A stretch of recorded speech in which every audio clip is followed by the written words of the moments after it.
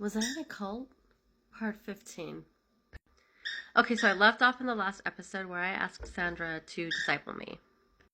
So I didn't really know Sandra too much when I met her. I didn't know about her position in the church or anything about her really. I soon found out that she was very well known in the church and that she was considered an evangelist, one of the only two women female evangelists within the church. And the other woman in the church that was an evangelist was only an evangelist because her husband was an evangelist and she traveled with him. I also soon found out that not everybody was okay with her being an evangelist, and she would be attacked a lot by different people who thought that women shouldn't be behind the pulpit unless they were behind the pulpit with their husband.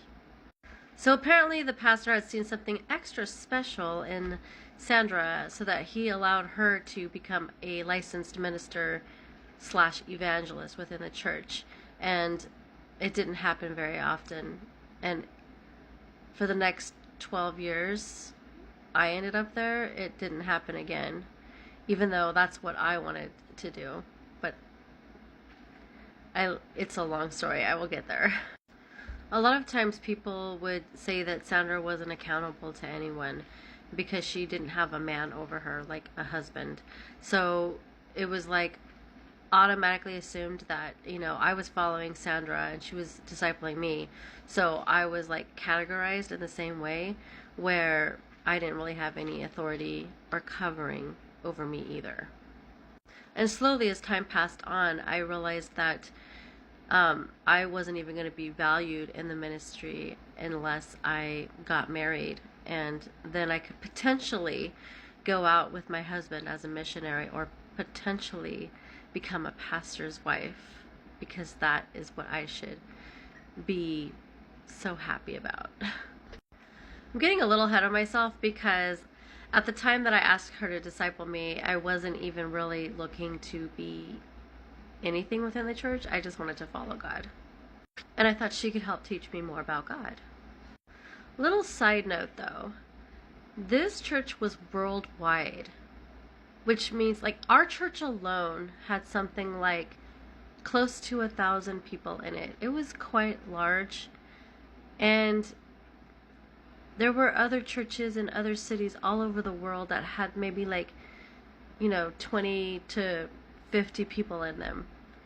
Yet out of all those people, there was only one female evangelist.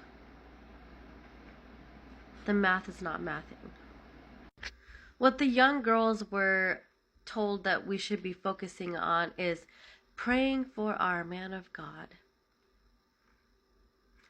We actually did purity ceremony type things where we would all go and it was like a big wedding to God, and we would vow a vow of purity. So we would promise God that we were saving ourselves for this man of God that was going to enter into our lives at the right time.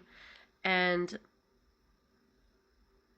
yeah, then we would be able to fulfill our calling in ministry once we met our man of God.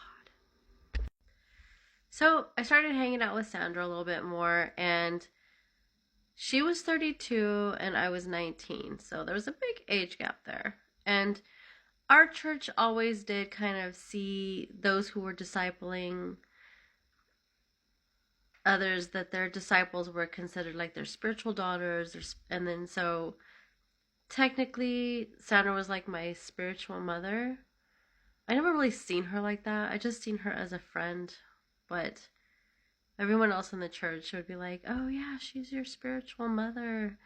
And basically, I don't know, I didn't really jive with that too well because I was just like, she's not my mom, like she's a friend. She was just an older friend, and it is what it is. And then everyone else like would, refer to each other as sisters and brothers in the church. And it did feel off and weird at first, like having to walk up to people and be like, hey sis, hey bro, like it was weird, like this whole family dynamic where they like try to make it feel like it's really your family.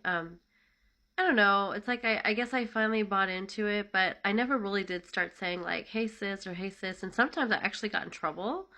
Like I think I called one of the main like, like old school elder female women, like instead of calling her sister so and so, like I just referred to her by her name, and everybody else like, like no, like you have to show respect. She's sister Arlene or whatever. I was like, okay.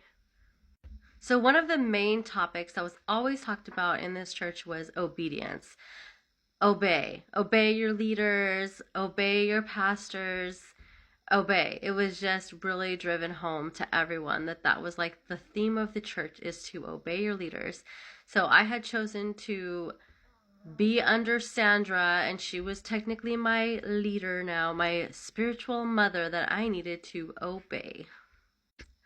Honestly, I didn't like the concept of having someone to obey because, as you know, I had just came out of a situation where I ran away from home because my parents were being restrictive. Now, I wasn't about to start letting someone else control my life. Like, I wasn't even letting my own parents control my life. So I was not about to let some church control my life. But honestly, I didn't see Sandra as such a controlling leader like other leaders were. Um, it was more of like, hey, come over, what are you doing? Hey, pick me up for this or pick me up for that. Like, so this is a little weird thing I gotta tell you. So Sandra was 35 years old, but she didn't drive. And she got rides everywhere she went, right? So she's an evangelist. Like, let's put it this way, she's a traveling evangelist that doesn't drive. So she needs a driver. So guess who that driver became? Me. Because I decided to obey this leader and like wanted to be around her as much as possible. I basically ended up being used as a driver for this person. So I'm barely realizing some of this stuff, so I'm getting a little pissed sometimes about when I realize how used I was when I just thought I was trying to get close to God and was doing everything I could. Like I didn't realize that I was being taken advantage of at the time. I'm barely seeing it now.